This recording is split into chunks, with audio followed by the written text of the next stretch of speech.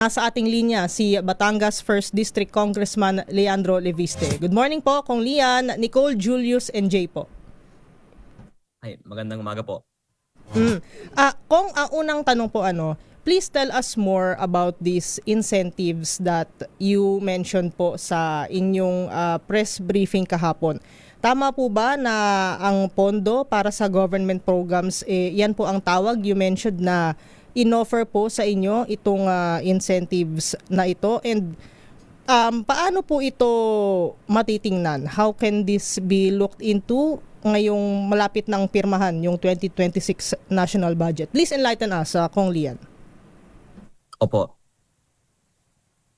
1 week before the approval of the 2026 budget, nakatanggap po ako ng text message para tumawag sa akin ang isang staff ng Kongreso.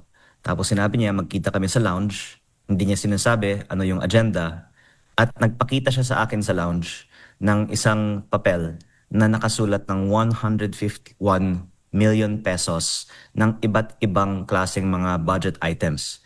At ang sinabi niya sa akin ay, "Kong, this is your incentive."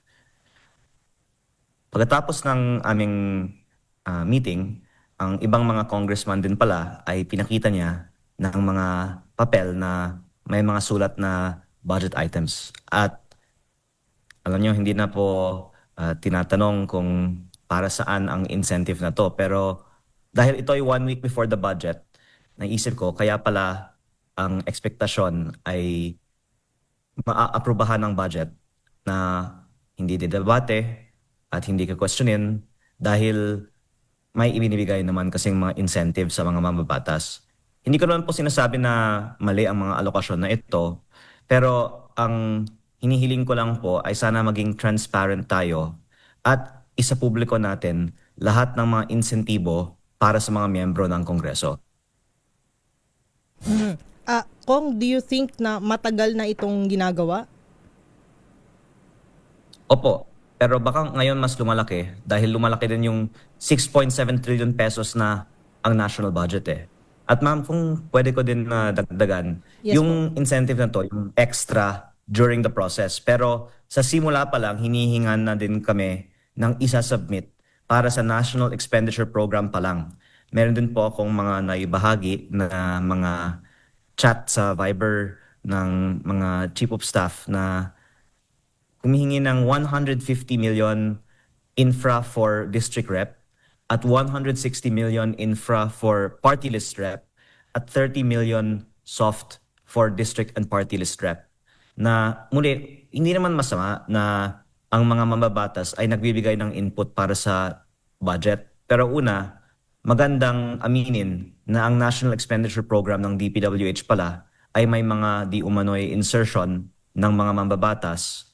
At pangalawa, isa publiko ano man ang mga line items na nanggaling sa mga mambabatas. Kasi pag ang ICI o Ombudsman ay nag-iimbestiga ng mga ghost project, hindi po nila alam sino yung proponent ng mga proyektong yun.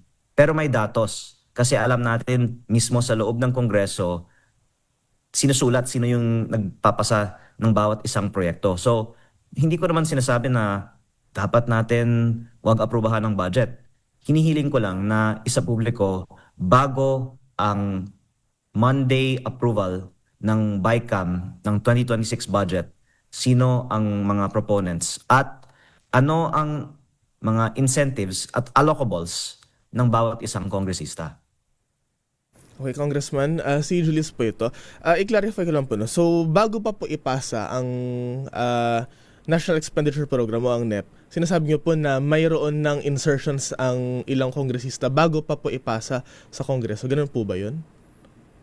Yung standard po para sa lahat ay 180 million pesos ayon sa mga chat sa Viber ng aming mga chiefs of staff. On top of yung mga allocation bilang district representative na umaabot ng 400 billion pesos sa DPWH, and on top of yung mga extra kung ikaw ay may leadership position. Pero pag lumalapit na rin ang botohan sa mga sikretong mga meeting, pinapakita din pala ng staff ng House yung mga incentive ng bawat isa. At siguro ever since naman may mga ganito. Pero dahil nananawagan ang gobyerno ngayon ng transparency, maganda sana malaman natin magkano ang allocable at incentive ng bawat isa. May nabanggitin po kayong sistema o formula para sa mga incentives na ito. Baka pwede nyo pong ipaliwanag, no? Depende po ba ito sa posisyon, kung bahagi ng liderato, o ano po ba itong sistemang ito? Para sa yung pinakita sa akin ng staff ng Committee on Appropriations, ang pagkakaintindi ko dahil yung aking mga kasamahan ay may iba-ibang mga incentive din, depende sa kanilang rank o sa House. Ito nga po ay batay sa kanilang posisyon sa House. Pero, sir, kung maaari din po ako mag-introduce ng isa pang nais ko pong i-elaborate ngayong araw. Yes po, please. Marami din pong mga hindi idinedeklara na mga incentives bukod pa sa mga ipinakita sa akin ng mga line items sa budget. Ito po ay nasa mga lump sum items katulad ng maintenance, operating and other expenses o MOOE ng House of Representatives.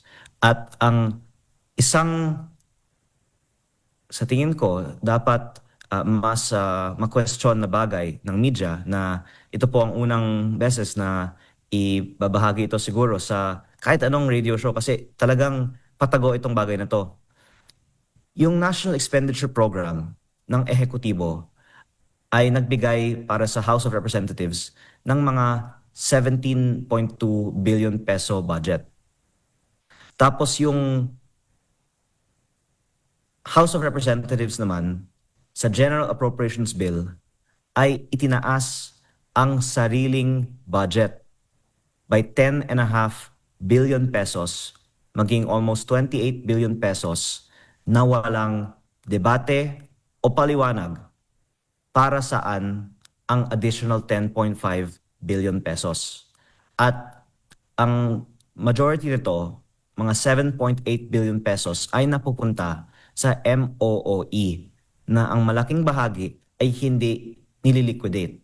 At kung maaari ko pong ibahagi, may iilan na pong mga consultant ng House of Representatives na nakausap ko na nagsabi sa akin na sila po ay binabayaran ng cash sa supot.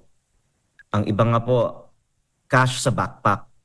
May nagbiro, baka yung iba, cash sa maleta. At ang hiling ko na lang sa House of Representatives, wag nating itago ang mga consultants na nasa MOOE. Ideklara na lang natin ang mga consultants sa MOOE para hindi kailangan patago ang pagbayad sa kanila. Pero ang isa pang maaari kong ibahagi ay ang mga congressman ay binigyan ng mga slots para sa ibang klaseng mga consultant, mga social media consultant na ang binalita sa akin ng ibang mga congressman, ilan may 10 slot, yung ilan may 100 slot. At ito po ang mga keyboard warriors o mga trolls di umano na nag-comment pala sa mga Facebook posts tungkol sa iba't ibang mga national issues. Meron pong mga naganap na mga meetings na para sa seminars on yung pagbuo ng mga social media consultants para sa iba't ibang mga miyembro ng Kongreso. At parang ito siguro ang unang beses na ito ay tatalakayin sa publiko. Pero ang 7.8 billion peso increase sa budget ng House of Representatives ay hindi dumaan sa anumang budget hearing o debate. At dahil narinig ko mula sa ibang mga kongresista na meron nga silang slots para sa mga social media consultants at yung iba naman mga consultants binabayaran sa cash sa mga supot o backpack, hindi malayong isipin na bahagi ng MOOE na to ay napupunta dyan.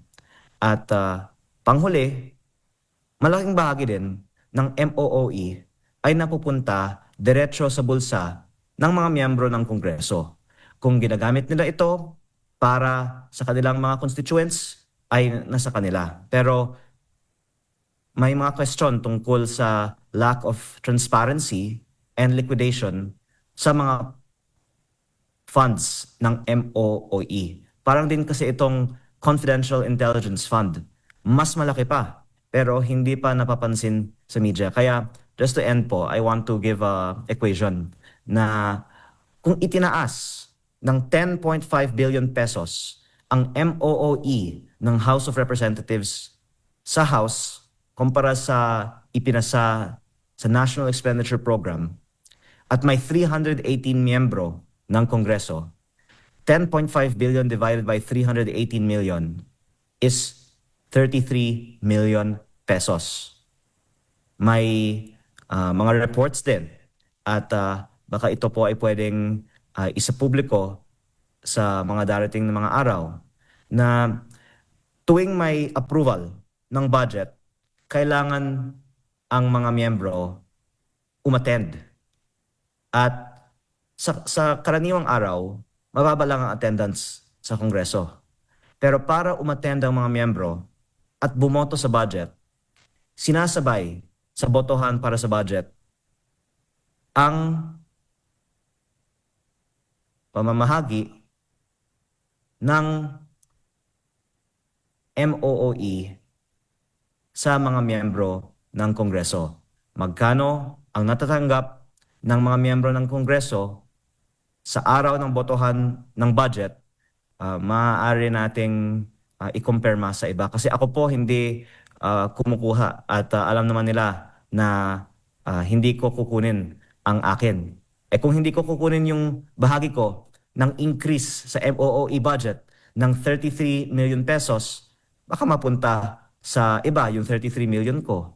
O ang tanong nyo nga po, pantay-pantay ba o anong basehan? Hindi natin alam. Kasi walang deklarasyon sa line items ng budget magkano ang MOOE ng bawat isa. Kaya ang isang hinihiling ko lang po dahil sa Lunes ang approval ng 2026 national budget, bago ito maaprubahan, sana linawan for the first time ng House leadership saan mapupunta ang buong MOOE budget, lalong-lalo ang 7.8 billion pesos na itinaas sa MOOE budget na bahagi ng 10.5 billion increase na hindi dumaan sa debate sa House. Okay, Congressman, sinabi po ng palasyo na nakatakdang pirmahan ni Pangulong Marcos ang 2026 national budget sa first week ng January. So, malapit na po yun. Ilang araw na lang bago ang 2026. Ano po yung may papayo nyo kay Pangulong Marcos bago niya po pirmahan itong budget? With all these revelations po na inyong isinisawalat sa media, sa social media, sa publiko po. Given the limited time, wala namang pong oras na baguhin pa ang budget. Pero at least pwede tayong maging transparent. Ang mga ahensya ng gobyerno ay may mga database naman. Magkano ang MAIP, AITS, TUPAD, FMR, at iba pang mga incentives na nakukuha ng bawat isang kongresista o senador o iba pang politiko. Meron naman din pong datos ang House of Representatives kung saan napupunta ang 18 billion pesos na MOOE na karamihan ay unliquidated na mga funds. Sana pwedeng isapubliko lahat ng mga datos na ito. Kasi pera naman po ito ng taong bayan at hindi naman po dapat siguro na sikreto ang pamimigay ng pera ng taong bayan. Kung magsistema ako sa tanong ni Julius, few days from now, we will transition to 2026 and nakatutok pa rin po ang buong Pilipinas dito sa sangasangang problema dito sa flood control projects. Kung sa palagay po ninyo, up to what extent itong issue na ito, how will this end po sa palagay niyo po? Well, very unfortunate yung resignation ni Commissioner Fajardo. Ibig sabihin wala na ngang quorum ang ICI. Kaya ako po ay medyo pessimistic na sa ICI dahil sa mga recent developments at lalong-lalo na wala na rin si ating hinahangaan na Commissioner Rogelio Singson. Kaya nga po ako'y lumipat na sa ibang mga ahensya kasi baka yun pa ang mas may pag-asa. Pero dapat malaman ng publiko, hindi lang po DPWH o flood control ang issue. Ang halos lahat ng ahensya ng gobyerno ay may mga allocable o insertion o incentive din. At sana lang maisiwalat lahat nito coinciding with the approval of the budget. Opo. And pertaining po dun sa budget, Kong Lian, you have released 2 documents. Sabi niyo po na galing kay the late Yusek Cabral. May mga nagtatanong po dito, bakit, although I understand you mentioned this po in your press briefing yesterday, pero in the interest of our viewers and listeners, bakit ngayon nyo lang daw po nilabas itong documents na to, and gaano ka-crucial itong mga documents galing kay late Yusek Cabral, and paano po ito makakatulong, lalo na po ngayon medyo parang mahirap yata to dahil wala na po si Yusek Cabral. Actually, nung November ko pa ito binabanggit sa media, maybe sa inyong show din, at baka nung binabanggit ko kasi ang pangalan ni Yusek Cabral nung Nobyembre, hindi pa siya masyadong kilala. Pero sinasabi ko na noon na siya ang may pinakamaraming alam tungkol sa DPWH budget at meron akong mga nakuhang mga dokumento mula sa kanya na yun nga ang naging basihan ko na sinabi ko na ang isa sa aking mga kasamahan sa Kongreso, si Congressman Edwin Garjola, ay nag-pre-order di umano ng mahigit 20 billion pesos ng mga proyekto na napunta sa mga kumpanyang konektado sa kanya. Marami po kasi mga nakasulat na mga listahan ng mga project proponents si dating Yusek Cabral. Nakuha ko po ang mga files na ito in September with the approval of Sec. Vince Dizon. At ang solusyon naman ay hindi kailangan ni Yusek mismo authenticate ang files na to kasi umalis naman na siya sa DPWH noong September. Ang kanyang staff, si Sec. Vince mismo, at ang iba pang mga official sa DPWH ay pwedeng mag-authenticate naman ng factual information tungkol sa DPWH budget at ang mga documented proponents ng mga project. Kung hingi lang po kami ng reaction niyo po. No? Sinabi po ni Public Works Secretary Vince Dizon sa isang panayam, no, sa isang media outlet na ito po yung sinabi niya, for the record, wala akong ino-authenticate na dokumento na hawak ni Kong dahil wala akong or rather, hindi ko nakikita kung anong sinasabing yung dokumento. Ito po yung mga dokumento na nirelease niyo po, no, regarding sa insertions. Ano po kaya ang reaction natin dito?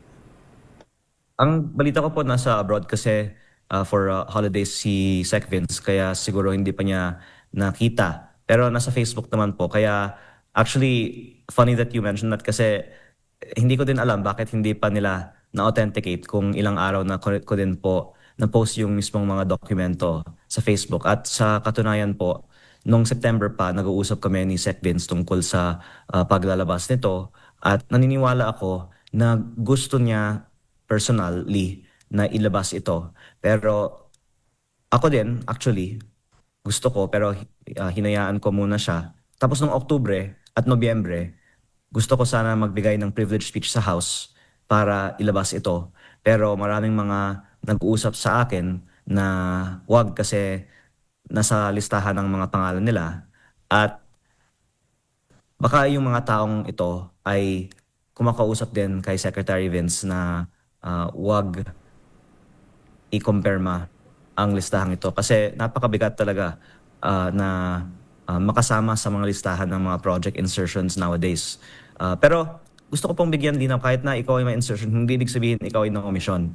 Pero kung ayaw ilabas ang mga listahang ito, kung itatago ang mga proponents ng mga proyekto, yan pa ang mas pagsususpetsahan sa tingin ko ng iba nating mga kababayan na baka kaya natin itinatago ang mga insertions natin dahil baka nga ang iba sa atin ay na-omission sa mga proyekto.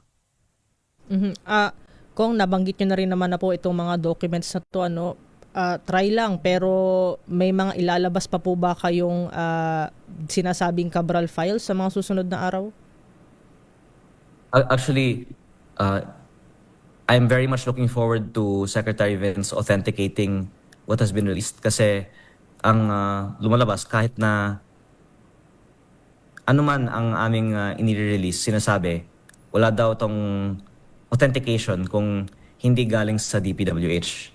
Kaya parang yan ang patunay na dapat talaga si DPWH ang mag-release. Pero alam ko naman din na ang taong bayan sa Facebook ay interesado dito. Pero ang ikinalulungkot ko, kahit anuman ang i-upload namin, sinasabi lang na wala yan hanggang i-authenticate ng DPWH. Kaya ako ngayong araw, magpa-follow up pa para i-authenticate ito ng DPWH. Kung reaction lang po, no?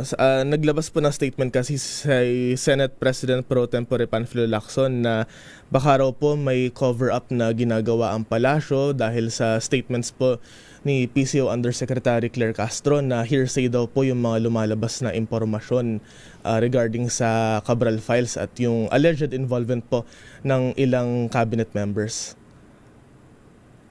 Doon nga ako na gugulat na kahit mga factual budget amounts sinasabi ni Yusek Claire, hindi pa verified. Napakadali naman po i-verify yung mga halaga sa budget. Tawagan nyo lang po kung wala sa bansa dahil sa holidays si Sec Vince, ang kanyang undersecretary. Alam nyo, ang DPWH naman ay nagbigay ng mga files na sa ombudsman matapos nating pinanawagan na ibigay nila ito sa ombudsman.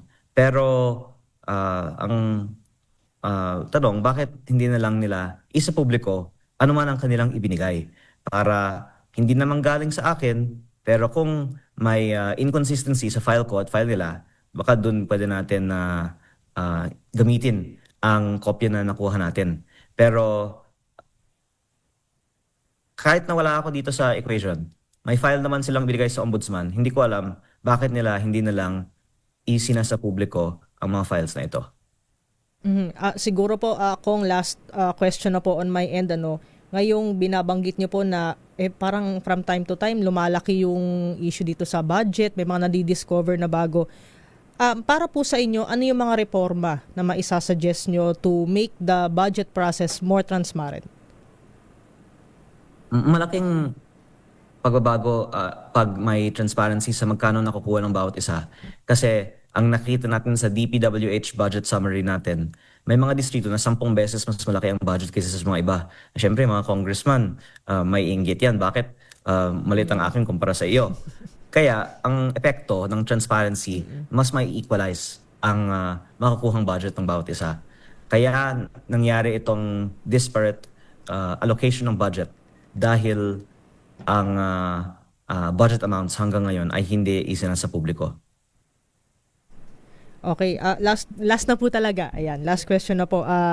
Kung siguro mensahe nyo na lang po, lalo na ngayong, hindi ko po alam kung paano po kayo nakapagpasko dahil Christmas Eve and on Christmas Day, naglabas po kayo ng documents, nagulat lahat . Ano po ang inyong mensahe sa Pangulo? Ano po ang mensahe nyo sa publiko about po dito sa mga iba pang issue involving our budget? Well, para kay Sec Vince, ako po ay umaasa na sasabihin niya ang katotohanan na ang mga files na ito ay totoo o mismo niyang isa sa publiko ang files na ibinigay niya sa ombudsman. Mataas ang respeto ko at ng ating mga kababayan sa diliderato ni Sec Vince na sinabi niya sa akin nung September, gusto niya ay transparency. Kaya wala sigurong dahilan na tama na itatago natin ang magkano ang budget ng mga congressman sa DPWH. Ang ikakalungkot ko kung hindi man lang niya sagutin bakit hindi isa publiko ang impormasyon tungkol sa budget ng mga congressman. Bahala na lang po ang taong bayan maghusga bakit ayaw itong isa publiko ng DPWH. Kung sa Pangulo po, may message po ba kayo sa ating mga listeners ngayong umaga? Napakahusay po na DPWH Secretary si Secretary Vince Dizon at sana wag natin na sasayangin itong pagkakataon na magkaroon ng tunay na reforma sa DPWH. With that po, Kong Lian, maraming salamat po sa oras ninyo and ingat po kayo and good morning po. Maraming salamat po.